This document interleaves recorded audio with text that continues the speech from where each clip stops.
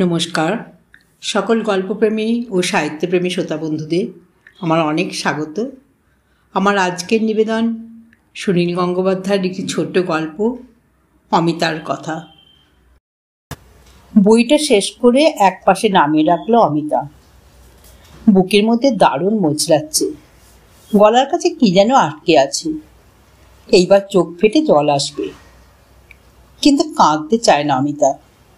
বই পড়ে কান্নার কোনো মানে হয়? তবু সে সামলাতে পারল না, আঁচল চাপা দিল চোখে। নিস্তব্ধ দুপুর, 56 বছর বয়সী এক মহিলা উপন্যাসের পাতার কাল্পনিক নায়ক নায়িকার সমব্যথী হয়ে কাঁদছে। কেউ দেখার নেই। দুঃখের বই নয়, যাকে বলে সাধারণ বিয়োগান্ত কাহিনী তাও নয়। ওসব পড়লে অমিতার কান্না আসে না।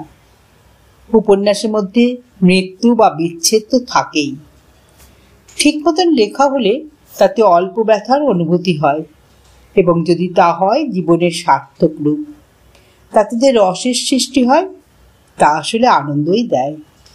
সাহিত্যপাঠ তো সেই জন্যই। কিন্তু অমিতা ভুল বোঝাবুঝি একেবারে সহ্য করতে পারে না। জীবনটা এত ছোট, তবু কত সামান্য ভুল বোঝাবুঝির জন্য নষ্ট হয়ে যায় কত সুন্দর সম্পর্ক। লেখক অনিমেষ রায়চৌধুরী এইরকম একটা ভুল বোঝাবুঝির কাহিনী লিখেছেন বড় নিষ্প্রিয়ভাবে। লেখকরা এমন নিষ্ঠুর হয় কেন? একটা বাড়ির কথা প্রায় মনে পড়ে অমিতার। এই ধরনের বই পড়লে সেই বাড়িটার দু ধরনের রূপ চোখের সামনে ভেসে ওঠে। যাদবপুরের দিকে রাস্তার ধারে ছোটখাটো একটা পুকুর, সেখানে তৈরি হচ্ছিল একটা বাড়ি। তখন অমিতাকে প্রায় যেতে হতো যাদবপুরে তার দেওরের বাড়িতে। যাওয়া আসার পথে চোখে পড়ত সাধারণ বাক্স ধরনের বাড়ি নয়, বোঝাই যায় বেশ শখের বাড়ি। নানান ধরনের বারান্দা, বাইরের দিকে 2-3খানা সিঁড়ি। একসময় বাড়িটা সম্পূর্ণ হলো, চোখ জুড়ানো রং হলো। বাসের যাত্রা তাকে তাকে দেখে।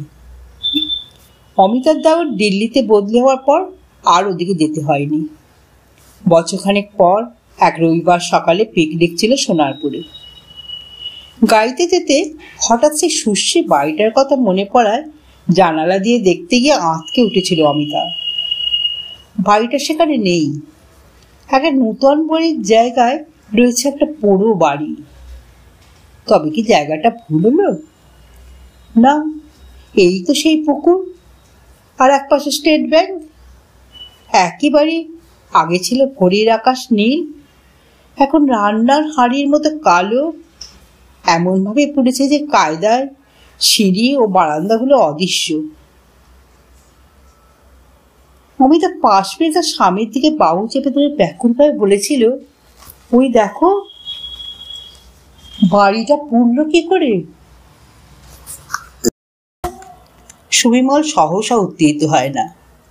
তার ধারণা পৃথিবীর অধিকাংশ মানুষই অকারণে বাজে কথা বলতে ভালোবাসে, বিশেষত স্ত্রী জাতি সম্পূর্ণ যুক্তিহীন জীবনযাপন করে।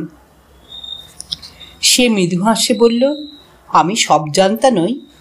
কোন বাড়ি কেন পড়ে তা নিয়ে আমি মাথা ঘামাবই বা কেন? সুবিমলের কাছে সবসময় এরকমই উত্তর পায়, তবু আমি তার মনে থাকে না। সে তার ব্যাকুলতা বা তীব্র অনুভূতি ভাগ করে নিতে চায় স্বামীর সঙ্গে। সারাদিন ওই বাড়িটার কথাই মন জুড়ে ছিল অমিতার। পিকনিকে মন বসাতে পারেনি। স্বামীর অফিসের সহকর্মীদের পিকনিক তেমন উপভোগ্য হয় না, কোনোবার এমনিই আসতে হয়। অমন স্বপ্ন দিয়ে গড়া বাড়িটা 1 বছরের মধ্যে কেন পুড়ে বিভৎস হয়ে গেল? বাড়ি তো নয়, একটা সংসার। কত সংসার রকম নষ্ট হয়ে যায় ভুল বুঝাবুঝিতে। ইলেকট্রিকের আগুন, গ্যাস স্টোভ ফেটে যাওয়া বা অন্য কোনো দুর্ঘটনার কথা অমিতার মনে আসে না। সে যেন দেখতে পায় এক অচেনা স্বামী স্ত্রীকে। তাদের জন্য তার খুব কষ্ট হয়। অনিমেষ রায়চৌধুরীর উপন্যাসটা অমিতা আবার তুলে নিল। শেষ কয়েকটা পাতা তার আর একবার পড়তে ইচ্ছে করছে। যে বই পড়ে কষ্ট হয়, চোখে জল আসে, সেই বইও মানুষ আবার পড়তে চায় কেন? অশোক আর উর্মিলা এই কাহিনীর নায়ক নায়িকা। শেষ পরিচ্ছেদে তার তীব্র অভিমানে পরস্পরকে দূরে ঠেলে দিচ্ছে, অথচ ভালোবাসা ক্ষয়ে যায়নি। মানুষ হিসেবেও দুজনেই অসৎ নয়। লেখক তো ইচ্ছে করলেই ওদের ভুল ভেঙে দিতে পারতেন। একটা দুটো বাক্যই যথেষ্ট ছিল। অমিতা যদি কোনো ক্রমে ওই কাহিনীর মধ্যে ঢুকে পড়তে পারত, তাহলে সে বলে দিত, ওরে উর্মিলা, ভুল বুঝছিস কেন, অশোক তোকে সত্যিকারের ভালোবাসে, বাকি সব ঘটনা তুচ্ছ। বইটা নামিয়ে পাশে রেখে স্থির দৃষ্টিতে তাকিয়ে রইল অমিতা। দু চোখ দিয়ে নেমে আসছে কান্নার ধারা। এই সময় দরজার সামনে এসে দাঁড়ালো এক যুবা। 25-26 বছর বয়স, সুঠাম স্বাস্থ্য, মাথায় ঝাঁকড়া চুল, গালে অল্প অল্প দাড়ি, জিন্স ও হলুদ গেঞ্জি পরা, ঠিক যেন আধুনিকতার ছাঁচে তৈরি। যুবকটা পুরো কুঁচকে গেল। সে বলল, এ কি হয়েছে? হাসি ফুটে উঠল অমিতার মুখে, বেশ ঝলমলে হাসি। চোখে জল থাকলেও মানুষ হাসতে পারে, তখন মুখখানা অপরূপ দেখায়। সে বলল, এ কি জোজো, তুই হঠাৎ চলে এলি যে? জোজো অর্থাৎ নিপুণ বলল, তুমি কাঁদছো কেন? কোনো খারাপ খবর এসেছে? না না, সেসব কিছু না। তুই আজ ফিরে এলি কি করে? কেন, তাতে তোমার আপত্তি আছে? ছেলে বাড়ি এলে মা খুশি হয় না? সে কথা হচ্ছে না। তুই চলে এলি, দুর্গাপুরে তো জরুরি কাজ ছিল। মনে করো, সাডেনলি আই ফেল্ট হোমসিক। ওখানে এত বাজে রান্না, আই মিসড ইওর আলু পোস্ত। এই দুপুরবেলা কোন ট্রেন? কথা বলতে বলতে বাচ্চা মেয়ের মতন কোনো অপরাধ করে ধরা না পড়ার জন্য আস্তে আস্তে বইটাকে পেছন দিকে সরাবার চেষ্টা করলো অমিতা। নিপুণ ঠিক দেখে ফেলেছে। কাছে এসে বলল, বাংলা বই, এই জন্য চোখের জল। Bengali books are like onions. বাজে কথা বলিস না, তোরা তো কিছু পড়িস না। তোমাকে আগেও বাংলা বই পড়ে কাঁদতে দেখেছি। শেক্সপিয়ারের ওথেলো পড়িসনি? তোর কষ্ট হয়নি? Reads Shakespeare this days. মা, আই অ্যাম স্টার্ভিং। খেয়ে আসিসনি? এক্ষুনি খাবার গরম করে দিচ্ছি। চান করবি না? ছোট দোতলা বাড়ি, সুইমলের বাবার আমলের। একসময় বাড়ি ভর্তি লোক ছিল। এখন স্বামী স্ত্রী দুটি মাত্র প্রাণী। নিপুণ প্রায় থাকে না। মেয়ের বিয়ে হয়ে গেছে জার্মানিতে। সেই জন্য কাজের লোক বেশি রাখা হয়নি। একটি ঠিকে মেয়ে দুবেলা রান্না করে দিয়ে যায়। আর অনেক দিনের পুরনো লোক রামরতন সরকারি অফিসে চাকরি করে, রাত্রে থাকে এইখানে। বাড়ি পাহারা দেবার ভার তার উপর। দুপুরবেলা একতলা একেবারে ফাঁকা থাকে। তাতে একটাই অসুবিধে, হঠাৎ কেউ এলে অমিতাকে নিচে এসে দরজা খুলতে হয়। বাবার ছেলের কাছে চাবি থাকে। অন্য কেউ বেল বাজালে অমিতা দোতলার বারান্দায় এসে দেখে নেয়। ফেরিওয়ালা বা অচেনা কারুকে দেখলে খোলেই না। রান্নাঘর একতলায়, ফ্রিজে কিছু না কিছু খাবার থাকেই। নিপুণ ভাত খেতে চায় না। পাউরুটি আছে, খানিকটা মাংসও আছে। নিপুণ এর বেশি খাবে না। ফ্রিজে 2 বোতল বিয়ারও আছে ঠান্ডা হয়ে, যদি ওর ইচ্ছে হয় তো নেবে। মাইক্রোওয়েভে মাংসটা গরম করতে গিয়ে অমিতা গোটা চালেক টোস্ট সেঁকে নিল। স্নান করেনি নিপুণ, এর মধ্যে কম্পিউটার নিয়ে বসে আছে। ইন্টারনেটের প্রবল নেশা। এক দিন কম্পিউটারের সামনে বসে সারা রাত কাটিয়ে দেয়। একটা ইঁদুর দেখিয়ে দেয় সারা পৃথিবী। মাংসের বাটিতে টোস্ট চুবিয়ে খেতে খেতে নিপুণ বলল, প্রথমে তোমার চোখে জল দেখে আমার মনে হলো ডিম্মার বুঝি কিছু হয়েছে। অমিতার মা থাকেন পাটনায়। 80 বছর বয়সে আছাড় খেয়ে পা ভেঙেছিল। শয্যাশায়ী হলেও এতে অবশ্য মৃত্যু ভয় নেই। How is C? ডিম্মা একই রকম আছে। রাত্রে ফোন করব।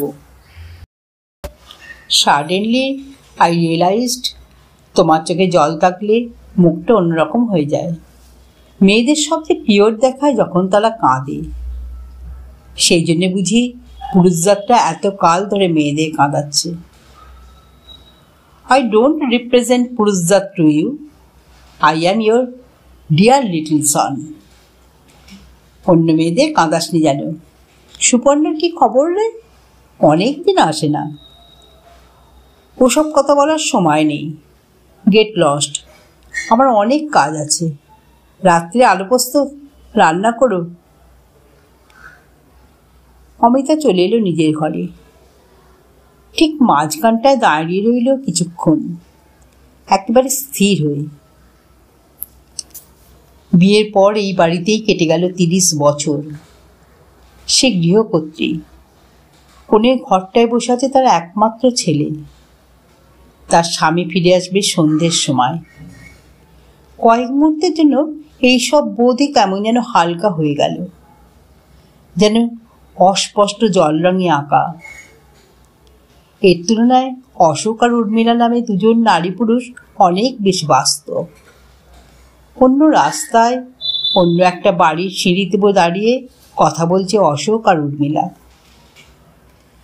সুবিমল বলেছিল সারাদিন তুমি একা থাকো। মেয়েটার দিক বিয়ে হয়ে গেল, জোজো তো বাড়িতে থাকবেই না, তুমি সময় কাটাবে কি করে? লেখাপড়া শিখেছে, কিছু একটা কাজ নাও। স্কুলে টুলে পড়াবার দরকার নেই, একটা ছোটখাটো ব্যবসা করে দিতে পারি। অমিতা রাজি হয়নি। ব্যবসা সম্পর্কে তার ভয় আছে। একবার জয়ন্তী আর শিলেখার সঙ্গে মিলে শখ করে শাড়ির ব্যবসা শুরু করেছিল। মাঝপথে বন্ধ হয়ে অনেক টাকা দণ্ড গেছে। তার স্বামীরই তো টাকা। তাছাড়া ব্যবসা লোকে করে টাকা উপার্জনের জন্য। টাকা দিয়ে কি হবে? কোনো অভাব তো নেই। যার টাকার অভাবে সংসার চালাতে পারে না, যারা টাকার অভাবে সংসার চালাতে পারে না তারা ওসব করে। সময় কাটাবার জন্য বই পড়া যায়, গান শোনা যায়, মাঝে মাঝে থিয়েটার দেখা, এসব তো মানুষেরই জন্য। ছোটবেলা থেকেই বই অমিতার প্রিয় সঙ্গী। বিয়ের পর কাছাকাছি সময়ের মধ্যে মেয়ে আর ছেলে জন্মালো। তাদের মানুষ করে তোলা সুবিমল সব সময় ব্যস্ত, তাই মেয়ে আর ছেলে স্কুল কলেজের দায়িত্ব তাকেই নিতে হয়েছে। নিজে বই পড়ার সময় পায়নি। এখন তো সে ছাড়া হাত পা। মাঝখানের বছরগুলির না পড়া বইগুলি সে পড়ে নিতে চায়। নতুন করে বই পড়া শুরু করে অমিতা। একসময় বুঝতে পারল বই পড়ারও সঙ্গী লাগে, একা একা হয় না। অল্প বয়সে ভালো কিছু একটা পড়লেই বন্ধুদের সঙ্গে গল্প করতে ইচ্ছে হতো, ভালো কোনো খাবার ভাগ করে নেবার মতন। বন্ধুদের মধ্যে কাড়াকাড়ি হতো এক একখানা বই নিয়ে। রাত জেগে কোনো একটা বই শেষ করি তক্ষুনি ফোন করতে ইচ্ছে হতো কোনো বন্ধুকে। মায়ের কাছে এই জন্য অমিতা বকুনি খেয়েছে কতবার। ছেলে বন্ধুরা সবাই হারিয়ে গেছে। শুধু একজন অসিত বিয়ের পরও সম্পর্ক রাখতে চেয়েছিল। দুপুরবেলা ফোন করত, অমিতাই কাটিয়ে দিয়েছে তাকে। বান্ধবীদের মধ্যে জয়ন্তী আর শিলেখার সঙ্গে যোগাযোগ আছে এখনো, কিন্তু ওদের সংসার যন্ত্র বোধহয় বেশি ঘোরালো পেঁচালো। বই পড়ার অভ্যাস হারিয়ে ফেলেছে ওরা। কয়েকবার সদ্য পড়া কোনো বই সম্পর্কে জয়ন্তীর সঙ্গে আলোচনা করতে গিয়ে দেখেছে একটু পরেই জয়ন্তী অন্য প্রসঙ্গে চলে যায়। আর শিলেখা চাল মেরে বলে, আমি ভাই আজকাল গল্প উপন্যাস পড়ি না, যা সব রদ্দি লেখা হচ্ছে, মাঝে মাঝে শুধু কবিতা পড়ি। অমিতা জানে এ কথাটাও সত্যি নয়। শিলেখার মুখে একটাও কবিতার লাইন সে কখন শোনেনি। নিপুণ যখন ছোট্ট ছিল অতি দুরন্ত তাকে ঘুম পাড়াবার সময় গল্প বলতে হতো। তারপর এমনই তার গল্পের নেশা হয়ে গেল যে সব সময় জ্বালাতন করত, গল্প বলো মা, গল্প বলো। তখন গল্প বানাতে হয়েছে অমিতাকে। একটু বড় হতেই সে গল্পের নেশা কোথায় মিলিয়ে গেল। এখন বাংলা দূরের কথা, ইংরাজি গল্পের বইও পড়ে না। কোলের কাছে শুয়ে বাচ্চা নিপুণকে ঘুম পাড়াবার জন্য থাবড়াতে থাবড়াতে গল্প বলার কথা এখনো হঠাৎ মনে পড়ে। সে ছেলে এখন মাকে বলে গেট লস্ট, অবশ্যই ইয়ার্কি করেই বলে। ছেলে আর মেয়ে দুজনকেই পড়ানো হয়েছে মিশনারি স্কুলে, সেটাই তো এখনকার রীতি। এই ধরনের পরিবারের সব ছেলেমেয়েরাই তো ওইসব স্কুলে পড়ে। ইংরেজি মাধ্যম স্কুলগুলোতে যে মাতৃভাষা যত্ন করে শেখানো হয় না, দেশের সরকারেরও তা নিয়ে মাথা ব্যথা নেই, তা তো অমিতা জানতো না। বুঝতে বুঝতে এতটা সময় কেটে গেল যে তখন আর কিছু করার উপায় নেই। ক্লাস 7-8 ছেলে মেয়েকে স্কুল ছাড়িয়ে অন্য স্কুলে ভর্তি করার প্রশ্নই ওঠে না। অমিতা সেরকম প্রস্তাব দিলে তাকে সবাই পাগল বলতো। ছেলেবেলা সেরকম ক্ষীণ ইচ্ছে হয়েছিল অমিতার, কিন্তু তখন নিপুণকে মিশনারি স্কুল ছাড়িয়ে বাংলা স্কুলে পড়ালে সে কি এমন কম্পিউটারে এক্সপার্ট হতে পারত? এই বয়সে বিভিন্ন কোম্পানি তাকে ডাকাডাকি করে। নিপুণ চাকরি নেবে না, কনসালটেন্ট হিসেবে তার ভালো উপার্জন।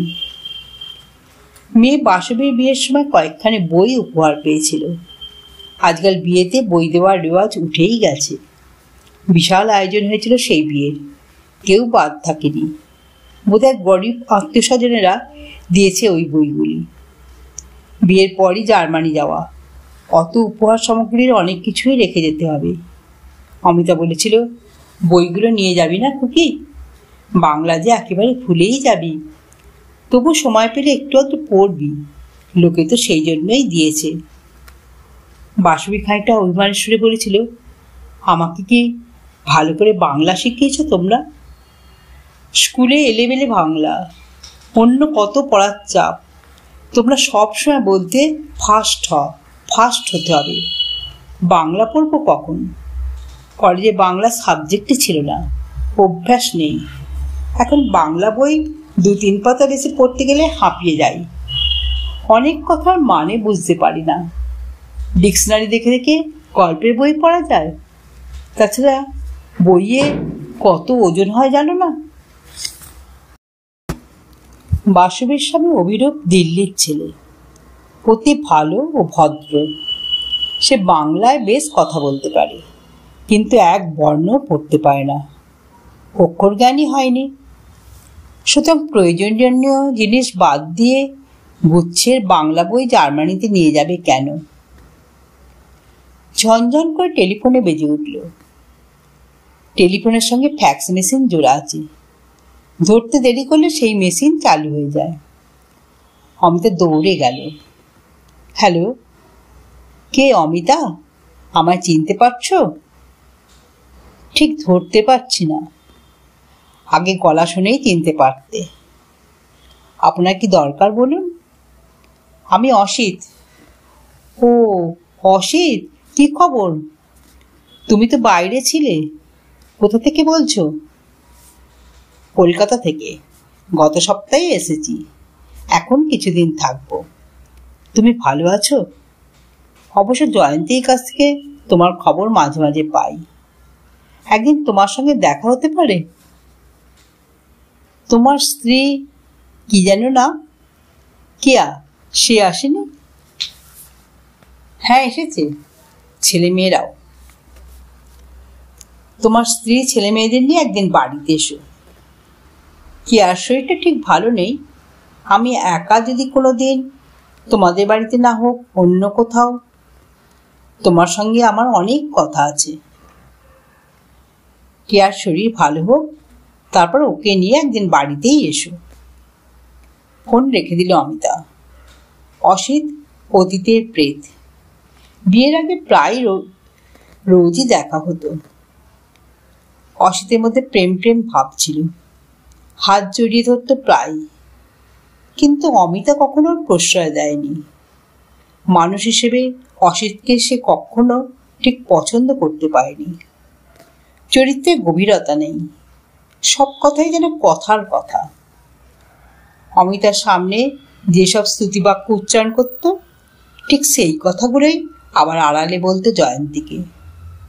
এই নিয়ে জয়ন্তী আর অমিতা যে কত হাসাহাসি করেছে তা অসিত জানে না। জয়ন্তীর সঙ্গে যে অসিতের এখনো যোগাযোগ আছে তাও অবশ্য জানত না অমিতা। জয়ন্তী আগে সব কথা বলতে তাকে, এখন গোপন করে যায়। করুক, সেই অসিত তার সঙ্গে দেখা করতে চায়, একা, কোনো প্রশ্ন ওঠে না। বিয়ে হয়েছে সম্বন্ধ করে সুবিমলের সঙ্গে, অমিতা মানিয়ে নিয়েছে। সুবিমলের সঙ্গে তার ভুল বোঝাবুঝির কোনো সুযোগ সে দেয়নি কখনো, আসেনি কোনো তৃতীয় ব্যক্তি। একবারই একটা উপক্রম ঘটেছিল, তাও অমিতার অজ্ঞাতসারে। বিয়ের সময় ভর্তি বাড়ি। অমিতার দেওর চন্দনের এক গাদা বন্ধুবান্ধব আড্ডা দিতে আসতো প্রায়। চন্দনের এক বন্ধু রজত গান গাইতে বেশ ভালো, এখন গায়ক হিসেবে মাঝারি ধরনের খ্যাতিও হয়েছে। সেই রজত খুবই বৌদি বৌদি করত, অমিতাকে দিয়ে গান গাওয়ার চেষ্টা করত। অনেকটা ন্যাওটা ধরনের হয়ে গিয়েছিল। ওই রজতকে যে সুবিমল পছন্দ করে না তা বেশ কিছুদিন বুঝতে পারেনি অমিতা। সুবিমল একটা উদাসীন ধরনের, আড্ডা দিতে ভালোবাসে না, বাড়িতে কি হচ্ছে কারা আসছে তা নিয়ে যেন মাথা ঘামাবারও সময় নেই। একদিন শুধু রজতের প্রসঙ্গে সুবিমল বলেছিল, ওই রাস্কেলটা আবার এসেছে, যাও তোমাকে গান শোনাবার জন্য ডাকছে। ওই একটি শব্দ শুনেই সজাগ হয়ে গিয়েছিল অমিতা, সঙ্গে সঙ্গে রজতকে বাদ দিয়ে দিয়েছে নিজের জীবন থেকে। তৃতীয় ব্যক্তি না, রক্তমাংসের কেউ নেই। কলেজ জীবনে প্রথমে ওথেলো পড়ে খুব কষ্ট হয়েছিল অমিতার। তারপর অরসন ওয়েলসের ফিল্ম, সেটা দেখেও যে সে চোখের জল সামলাতে পারেনি। সেও তো ভুল বোঝাবুঝির কাহিনী।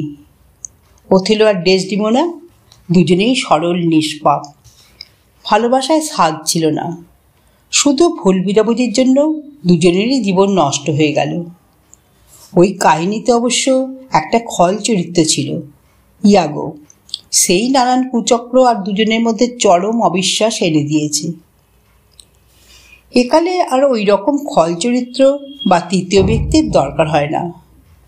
মানুষ এমনই আত্মকেন্দ্রিক হয়ে গেছে যে অন্যের দৃষ্টিভঙ্গি বুঝতেই চায় না কিছুতেই। ইয়াগোর বদলে স্থান নিয়েছে ইগো।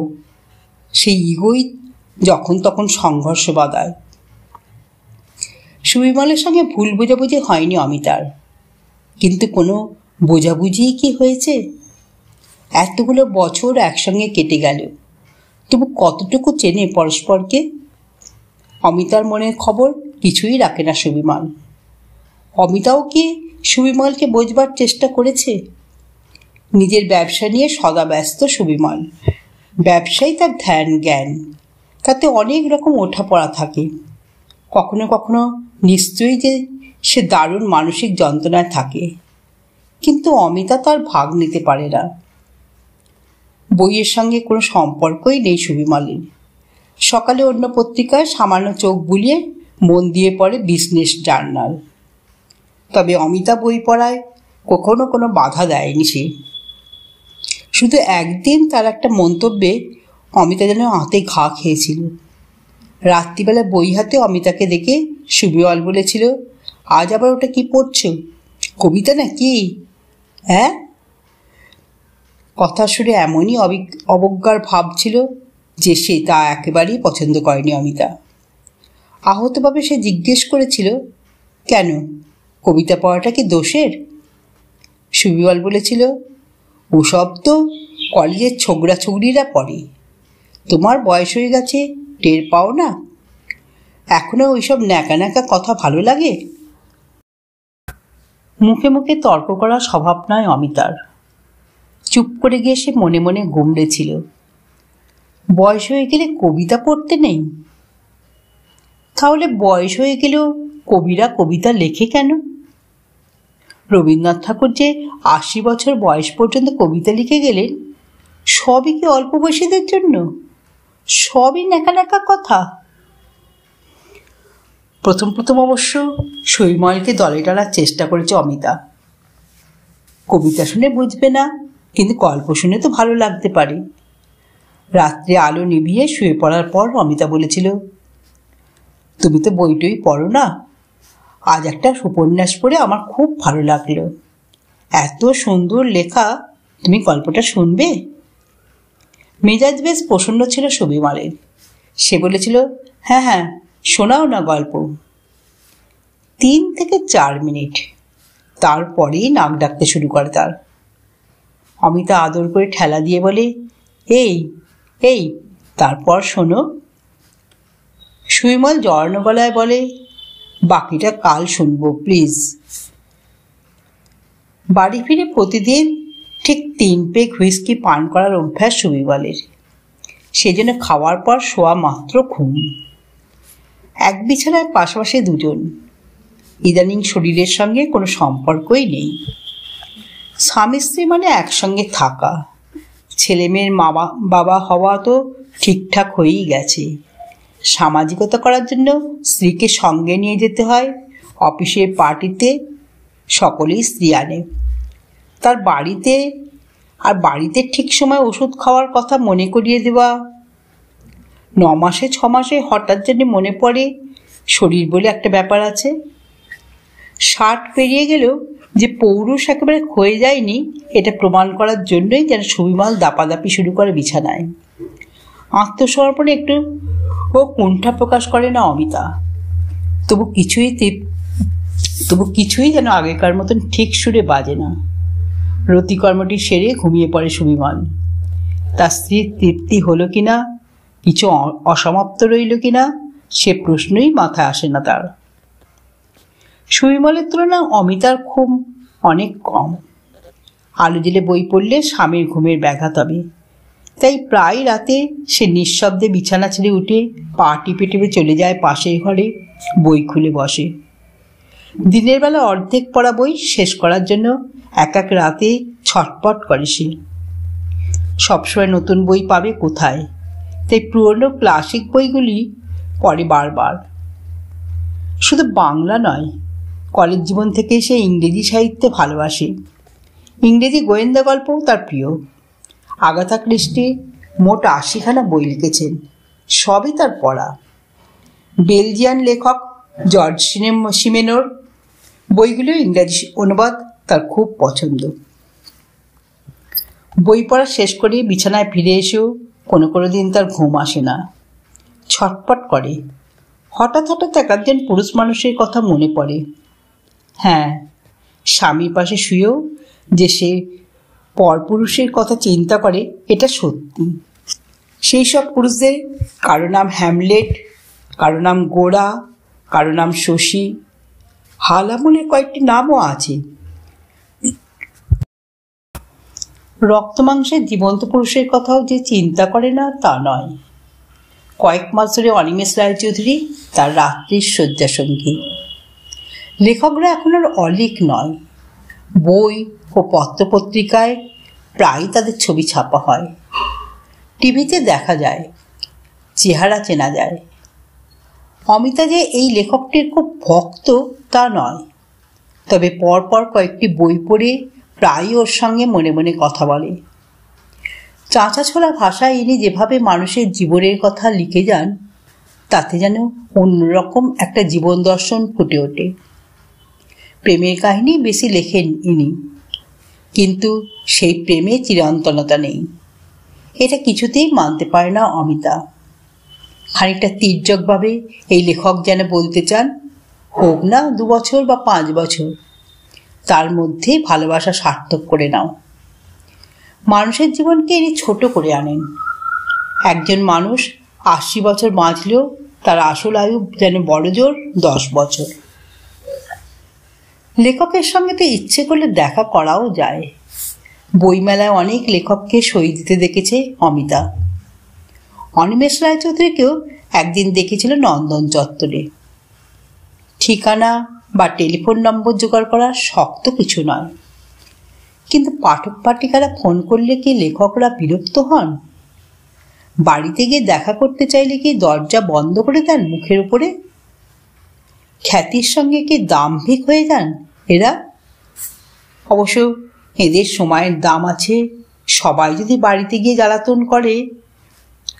সংকোচ কাটিয়ে একদিন ফোন করেছিল অমিতা। অনিমেষ রায়চৌধুরী নিজেই ধরেছিলেন। অমিতার ধারণা ছিল বিখ্যাত বা ব্যস্ত লোকদের সেক্রেটারি থাকে, তারা আগে ফোন ধরে জিজ্ঞেস করে কে কথা বলছেন, কি চাই ইত্যাদি। প্রথমেই লেখকের গলা শুনে অমিতা একটু ঘাবড়ে গেল। সে বলল, আপনি আমাকে চিনবেন না, আমি একজন সাধারণ পাঠিকা, কয়েকটা কথা জিজ্ঞেস করার ছিল। কিন্তু তাকে মাঝপথে থামিয়ে লেখকটি খানিকটা কৌতুকের সুরে বললেন, কিন্তু কিভাবে শুরু করবেন বুঝতে পারছেন না তো? এরকম তো হয়, প্রথম আলাপেই কি গড়গড় করে সব কথা বলা যায়? আমারও তো এরকম হয়, অচেনা কারোর সঙ্গে ভালো করে কথা বলতে পারি না। আপনার নাম কি? লেখকটির সাবলীল ভঙ্গিতে অনেকটা জড়তা কেটে গেল অমিতার। এরপর কিছুক্ষণ টুকটাক কথা হলো। অমিতা জিজ্ঞেস করল, আমি কি একদিন আপনার বাড়ি গিয়ে দেখা করতে পারি? অনিমেষ রায়চৌধুরী সঙ্গে সঙ্গে বললেন, হ্যাঁ, আসতে পারেন, যে কোনো রবিবার সকালে। অমিতা তবু জিজ্ঞেস করল, আপনার অসুবিধা হবে না? মানে আপনার যদি সময় নষ্ট হয়? লেখক বললেন, না না, রবিবার আমি লিখি না, চলে আসবেন, কোনো অসুবিধে নেই। আমার বাড়ি চেনেন? সুবিমল ট্যুরে গেছে, ছেলেও দুর্গাপুরে। সেই রকম এক রবিবার সকালে অমিতা যাবার জন্য তৈরি হলো। স্বামীকে বা ছেলেকে কিছু বলেনি, জানলে ওরা হাসাহাসি ঠাট্টাইয়াকি করতো নিশ্চিত। বাংলা বইয়ের লেখক ওদের কাছে অকিঞ্চিতকর প্রাণী। না জানানোটা কি দোষের? লেখকের বাড়িতে বউ ছেলে মেয়ে আছে, রবিবার সকালে দেখা করতে যাওয়াটা মোটেই অস্বাভাবিক কিছু নয়। কোনো বড় মানুষের কাছে প্রথমবার গেলে কিছু না কিছু হাতে করে নিয়ে যাওয়া উচিত। কি নেবে? একটা শার্ট পিস কিংবা পাঞ্জাবি? সেটা বেশি বাড়াবাড়ি হয়ে যাবে না? কলম? ওদের নিশ্চয়ই অনেক কলম থাকে। শেষ পর্যন্ত পাড়ার দোকান থেকে এক বাক্স সন্দেশ নিয়ে গেল অমিতা। মাঝপথে এসে অমিতার মনে একটা প্রশ্ন দেখা দিল। টেলিফোনে আলাপ শুধু গলার আওয়াজ শুনেছেন, লোকটি ভেবে বসেননি তো যে অমিতা একটি তরুণী? ওরা তো কম বয়সীদেরই বেশি পছন্দ করেন। ওদের নায়িকারা সবাই তরুণী। এক পৌরাকে দেখে নিরাশ হবেন না তো? হলে তো হবেন, কি আর করা যাবে? পাঠিকাদের সবাইকে সুন্দরী আর তরুণী হতে হবে নাকি? লেখক নিজেই কন্দর প্রকান্তি, বয়সে তো কম হলো না। অমিতার অবশ্য এর কথাও মনে হলো, এই বয়সেও তার শরীরের গড়ন অন্য অনেকের চেয়ে ভালো। সাজলে গুজলে এখনো জুজুটা মাঝে মাঝে ইয়ার্কি করে বলে, মা, you are getting younger every day. Bell দেবার পর দরজা খুললেন লেখক স্বয়ং। অমিতা আস্তে আস্তে নিজের নাম জানিয়ে বলল, আমি টেলিফোন করেছিলাম, আপনি আসতে বলেছিলেন। অনিমেষ রায়চৌধুরী আন্তরিক ভদ্রতার সঙ্গে বললেন, হ্যাঁ হ্যাঁ, আমার মনে আছে, আসুন আসুন। মিষ্টির প্যাকেটটা নিয়ে বললেন, এসব আবার কেন আনলেন? কে খাবে? রেখে দিলেন টেবিলের ওপরে। চেহারায় তেমন কোনো বৈশিষ্ট্য নেই এই লেখকের। মধ্যবয়স পেরিয়ে যাচ্ছেন বোঝা যায়। সাজ পোশাকেরও কোনো চেষ্টাও নেই। পাজামার উপর একটা শার্ট, শার্টের বদলে অন্তত একটা পাঞ্জাবি পরা উচিত ছিল। দাড়ি কামানো হয়নি, কাঁচা পাকা চুলে চিরুনিও পড়েনি মনে হয়। পাজামার উপর শার্ট পরা পছন্দ করে না অমিতা, কিন্তু মানুষটি যে বিখ্যাত ভাব করে নেই সেটা তার ভালো লাগলো। বসবার ঘরে এসে সে অবশ্য দমে গেল। বিভিন্ন বয়সে 5 জন নারী পুরুষ বসে আছে সেখানে। লেখকটি তার সঙ্গে নিরিবিলিতে একলা দেখা করবেন সেরকম তো কথা দেননি। তবু নিরাশ হয়ে গেল অমিতা। এত লোকের মধ্যে সে কি করে কথা বলবে? আড়ষ্টভাবে বসে পড়ল এক কোণে। অন্যদের কথা শুনে সে বুঝতে পারছে তারা কেউ তরুণ লেখক, কেউ এসেছে সভা সমিতিতে আমন্ত্রণ জানাতে, কেউ প্রকাশক। সকলের সঙ্গে কথা বলছেন লেখক সরল সাদাসিধে ভাষা। সভা সমিতির আমন্ত্রণ প্রত্যাখ্যানও করছেন নম্রভাবে। একজন কিছু টাকা দিল, তিনি অবহেলার সঙ্গে রেখে দিলেন বুক পকেটে। এর মধ্যে সকলের জন্য চা এলো। লেখকের স্ত্রী একবার একটুক্ষণের জন্য এসে দাঁড়ালেন। দেখলেই বোঝা যায় বিদুষী মহিলা, চেহারাও সুশ্রী, তবে কিছুটা ব্যস্ত ব্যস্ত ভাব। সকালবেলা বাড়িতে এত লোক এলে তো গৃহকর্ত্রীকে ব্যস্ত থাকতেই হয়। মাঝে মাঝেই টেলিফোন বাজছে। 2-3 লোক উঠে গেল, আরও 2-3 এলো। অমিতা ভাবতে লাগলো, একজন সাধারণ মানুষ আর একজন লেখকের মধ্যে তফাৎ কি?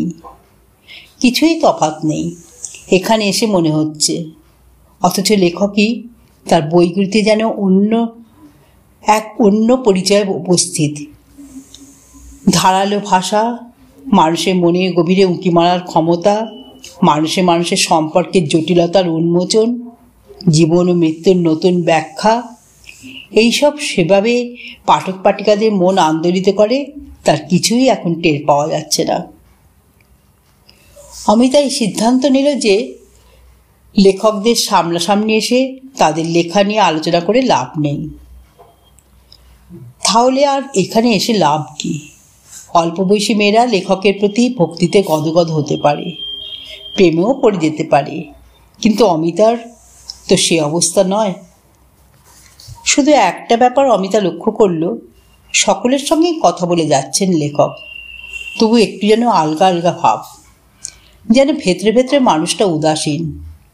অমিতা যে কিছু না বলে চুপ করে বসে আছে, সেজন্য কোনো প্রশ্ন করলেন না। শুধু 2-1বার অমিতার সঙ্গে চোখাচোখি হতে তাঁর চোখে যেন একটু কৌতুকের ঝিলিক ফুটে উঠল, যেন তিনি অমিতার অস্বস্তিটা উপভোগ করছেন। ঘণ্টাখানেক পরে উঠে পড়ল অমিতা। লেখক তাকে দরজা পর্যন্ত এগিয়ে দিতে এসে মৃদু কণ্ঠে বললেন, আবার আসবেন। অমিতা ঠিকই করে ফেলেছে, আর আসবে না। একটা কোনো আকর্ষণীয় লেখা পড়লে কারোর সঙ্গে তা নিয়ে আলোচনা করতে খুব ইচ্ছে করে, কিন্তু আর যার সঙ্গেই হোক লেখকের সঙ্গে আলোচনা করা যায় না সে বিষয়ে। ওখানে একজন লোক ওই লেখকের একটা গল্প নিয়ে টিভি সিরিয়াল বানাবে বলে 2-1টি চরিত্র নিয়ে কথা বলছিল। গল্পটা অমিতার পড়া, বেশ মনে দাগ কেটেছিল, কিন্তু স্বয়ং লেখক লাজুক হেসে বললেন, অনেকদিন আগে লেখা তো, গল্পটা আমার ভালো মনে নেই। অমিতার এই ক্ষুদ্র ও ব্যর্থ অ্যাডভেঞ্চারটা কথা বাড়ির কেউ জানল না। অমিতা ভাবল, এই লেখকটিকে সামনাসামনি গিয়ে একজন সাধারণ মানুষ হিসেবে দেখার পরও কি তার লেখা পড়তে ভালো লাগবে? পত্রিকায় বিজ্ঞাপন দেখে ওর একটা নতুন বই কিনে আনলো অমিতা। কিছুটা পড়ার পর লেখকের কথা আর মনে রইল না। কাহিনীর চরিত্রগুলো তার কাছে জীবন্ত ও বাস্তব। বিশেষত প্রধান মহিলা চরিত্রটি যেন অমিতার মনের কথা বলে যাচ্ছে। অমিতা তার সঙ্গে একাত্ম হয়ে গল্পের পুরুষটির সঙ্গে বোঝাপড়া করতে পারে। অনেকদিন পর সুপর্ণা এসেছে। জোজো বাড়িতে নেই, অমিতার সঙ্গেই গল্প করে গেল কিছুক্ষণ। মাথায় চুল ছোট করে ছাঁটা, জিন্স ও টি শার্ট পরা। আজকাল একে বলে ইউনিসেক্স পোশাক। এতে অমিতার কোনো আপত্তি নেই। শাড়ি ব্লাউজ পরতে সময়ও বেশি লাগে, ট্রামে বাসে ঘোরাঘুরি করারও অসুবিধে। অমিতার ঠাকুমা দিদিমারা ব্লাউজের বদলে সেমিজ পরতেন। তারও আগে মহিলারা শাড়ির নিচে সায়া সেমিজ কিছুই পরতেন না। মেয়েদের পোশাক অনবরত বদলায়। দিল্লিতে বয়স্কা মহিলারাও সালোয়ার কামিজ পরে। একটা ইংরেজি কাগজে কাজ করে সুপর্ণা। ওর সঙ্গে ইংরাজি বই নিয়ে কথা হয়। বাংলা বয়স ভালো বলে সুপর্ণা, কিন্তু বাংলা বই পড়ে না। সুপর্ণা বেন ওকরির লেখা দ্য ফ্যামিস্ট রোড নামে একটা উপন্যাস নিয়ে কথা বলছিল। অমিতার মাথার মধ্যে সদ্য শেষ করা বাংলা উপন্যাসটা গজগজ করছে। সে প্রায় মরিয়া হয়ে সুপর্ণার সঙ্গেই ওই উপন্যাসটার বিষয় নিয়ে আলোচনা করতে চাইল। বইটা নিয়ে এসে সে বলল, তুমি অনিমেষ রায়চৌধুরীর লেখা পড়েছ? বইটা হাতেও নিল না। একবার মাত্র চোখ বুলিয়ে সে বলল, না আন্টি, বাংলা বই আমার পড়া হয়ে ওঠে না। অমিতা জিজ্ঞেস করল, কেন পড়ো না? তুমি তো ভালোই বাংলা জানো, ইংরেজি কাগজে কাজ করলে বুঝি বাংলা পড়তে নেই? সুপর্ণা হেসে বলল, সেরকম কোনো নিয়ম নেই। আমার কলিগরা তো কেউ কেউ পড়ে, আমি পড়ি না। মানে বাংলা লেখার ঠিক কোনো স্ট্যান্ডার্ড নেই। অমিতা এবার খানিকটা উগ্রভাবে বলল, কি করে জানলে? যদি তুমি না পড়ো। আচ্ছা, এখনকার লেখার কথা না হয় বাদ দিচ্ছি, তুমি সুকুমার রায় কবিতা পড়েছ? একটাও মুখস্থ বলতে পারো? সতীনাথ ভাদুরীর ঢোড়াই চরিতমানস এর নাম শুনেছ? সেই লেখাচ্ছে দ্য ফ্যামিস্ট রোডকে কেউ বেশি ভালো বললে আমি মনে করি সে পাগল। সুপর্ণা কৌতুকের সঙ্গে কয়েক মুহূর্ত চেয়ে রইল অমিতার দিকে, তারপর দু কান ঝাঁকিয়ে বলল, হতে পারে, আমি ট্রাই করে দেখব। কি নাম বললেন বইটা? এতখানি উত্তেজিত হওয়া অমিতাকে মানায় না। সে লজ্জা পেয়ে গেল। প্রসঙ্গ বদলে অনেক ভালো ভালো কথা বলল সুপর্ণার সঙ্গে। জোর করে নতুন করে সন্দেশ খাওয়ালো। সুপর্ণা হয়তো তার পুত্রবধূ হবে, খুব ভালো মানাবে। ওরা দুজনেই বাংলা পড়বে না, অমিতার নাতি নাতনিরাও বাংলা পড়বে না কেউ। ওরা বাংলা থেকে হারিয়ে যাবে। সেটা কি বাংলার ক্ষতি না ওদের ক্ষতি? বাংলা হারিয়ে তার বদলে কি পাবে ওরা? সে যাই হোক, যে কটা দিন ওদের সঙ্গে থাকবে অমিতা, সেই সময়টায় সে তার ভালো লাগার অনুভূতি বিনিময় করতে পারবে না এদের সঙ্গে। দুঃখ সেটাই, এবং সে দুঃখ তার নিজস্ব। আজ একটু বেশি রাত করে ফিরেছে সুবিমল। খাওয়ার আগে হুইস্কি নিয়ে বসেও সে অফিসের কাগজপত্র দেখছে। আজ আচমকা অমিতাকে ডেকে জিজ্ঞেস করল, তুমি অসিত দাশগুপ্ত নামে কারুকে চেনো? অমিতা বলল, অসিত? হ্যাঁ, আমাদের সঙ্গে কলেজে পড়তো। কাগজ থেকে চোখ না তুলে সুবিমল বলল, খুব ভাবটাপ ছিল তোমার সঙ্গে? না, সেরকম কিছু নয়, এমনি কফি হাউসে আড্ডা দিতাম। কদিন ধরে আসছে আমার অফিসে, তোমার কথা বলছি, এমন একটা ভাব দেখাচ্ছে যেন তোমার সঙ্গে খুবই ঘনিষ্ঠতা ছিল। বিয়ে টিয়ে করতে চেয়েছিল নাকি তোমাকে? কি যে বলো, চাইলেই বা কে পাত্তা দিত ওকে? সেরকম কিছুই হয়নি। অনেকদিন বম্বেতে ছিল, এখন কলকাতায় চলে এসেছে, তা জানো? জানি, এর মধ্যে টেলিফোন করেছিল একদিন। এখন একটা অর্ডার সাপ্লাই কোম্পানির সঙ্গে যুক্ত হয়েছে, আমাদের অফিসের কন্ট্রাক্ট চায়। তোমার সঙ্গে পরিচয়ের সূত্র ধরে এসেছে আমার কাছে। তুমি কি বলো? আমি কি বলবো, খোঁজ খবর নিয়ে দেখেছি ওর অবস্থা বিশেষ সুবিধের নয়। বম্বেতে কিছু একটা গোলমাল করে এসেছে, একটু শেডি ক্যারেক্টার। আমাদের অফিসের কাজটা না পেলে ও খুবই মুশকিলে পড়বে। তাই তোমাকে জিজ্ঞেস করছি, তোমার অফিসের ব্যাপারে আমি কোনোদিন মতামত দিয়েছি? তোমার সঙ্গে ভাবছিল এখনো যদি কোনো দুর্বলতা থাকে। দুর্বলতা আবার কি? তোমাকে এর মধ্যে ফোন করেছিল, আমায় বলনি তো? বলিনি মানে এরকম কতই তো ফোন আসে, সব কি তোমায় বলি নাকি তোমার শোনবার সময় আছে? ফোন করেছিল তার মানে এখনো তোমার সঙ্গে সম্পর্ক আছে, সেটাও কি আমার জানবার কথা নয়? কিচ্ছু সম্পর্ক নেই, তবু কেউ যদি নিজে থেকে ফোন করে। তুমি বললে আমি ওকে কাজটা দিতে পারি, আমার পার্টনার তাতে আপত্তি করবে না, যদিও কিছুটা বেনিয়ম করতে হবে।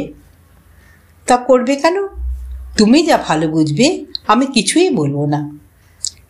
এবার কাগজ থেকে চোখ তুলে অমিতার দিকে কয়েক মুহূর্ত বিচিত্রভাবে চেয়ে থেকে সুবিমল বলল, জোর দিয়ে নাও বলতে পারছো না, ওল্ড ক্লেম। অমিতা আহতভাবে বলল, তুমি আমার কথা বিশ্বাস করছো না? উঠে দাঁড়িয়ে সুবিমল খানিকটা ঝাঁঝালো গলায় বলল, খাবার ব্যবস্থা করো, অফিসে এসে একজন আমার স্ত্রীর নাম করে আই ডিটেস্ট ইট। তারপর কোনো কথাই শুনল না সুবিমল। বিছানায় শুয়ে একটাও কথা বলল না। ঠিক 4 মিনিট পরে শুরু হলো নাক ডাকা। ঠায় চোখ মেরে জেগে রইল অমিতা। বুকটা ধড়াস ধড়াস করছে। এ কি হলো? এইভাবেই ভুল বোঝাবুঝি শুরু হয়। কোন অতীত থেকে উঠে এসেছে অসিত, তার প্রতি অমিতার বিন্দুমাত্র দুর্বলতা নেই। তবু কিছু একটা সন্দেহ করছে তার স্বামী। অমিতাও ঠিক মতন বোঝাতে পারেনি, তার ভাষা ঠিক হয়নি। প্রথম থেকেই হাসতে হাসতে উড়িয়ে দেওয়া উচিত ছিল। অসিত ফোন করেছিল, তার উত্তরে অমিতা কি বলেছিল তা তো জানে না সুবিমল। জানলেও কি ভুল বুঝতো? অমিতা উত্তরটা সুবিমলকে বলেনি। হঠাৎ তার মনে লেগেছিল তার কাছে কোনো ফোন এসে তার জন্য কৈফিয়ত দিতে হবে। এতদিন পরে কি সুবিমলের ঈর্ষা হয়েছে? এটা হাসিরও ব্যাপার।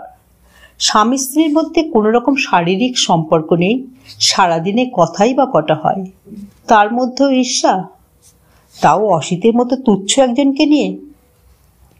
সকালবেলাতেও সুবিমল গম্ভীর। অমিতা কোনো দোষ করেনি বলেই তার মনের মধ্যে অভিমান জমছে।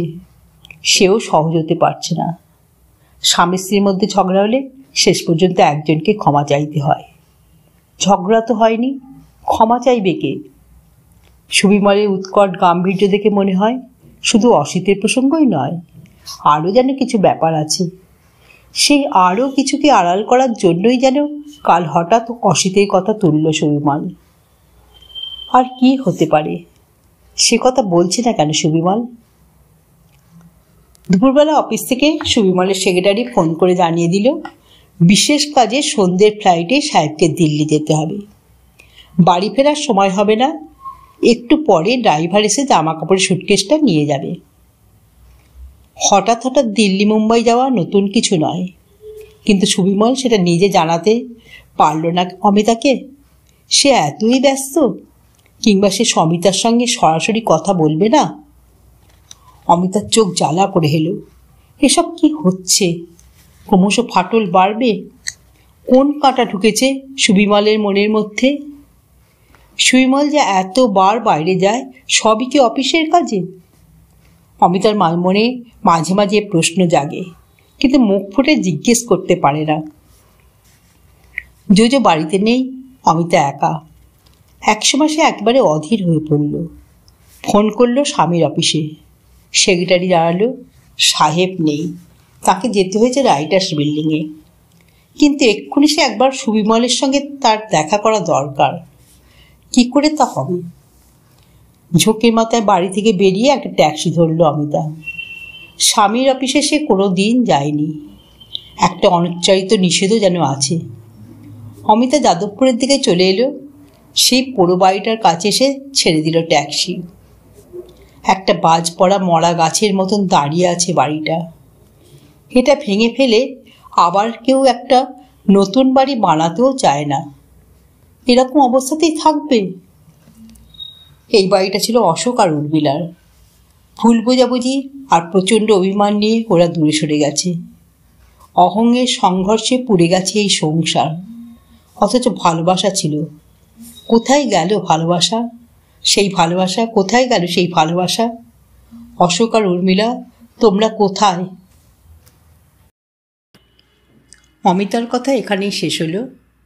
যদি শ্রোতা বন্ধুদের আমার গল্প পাঠ ভালো লেগে থাকে, তাহলে অবশ্যই আমার চ্যানেলটিকে সাবস্ক্রাইব করে পাশে থাকা বেল আইকনকে প্রেস করে অল করে দেবেন। তাহলে যখনই আমি নিত্য নতুন গল্প আপলোড করব, আপনারা সঙ্গে সঙ্গে পেয়ে যাবেন। আপনারা সবাই খুব ভালো থাকবেন। নমস্কার।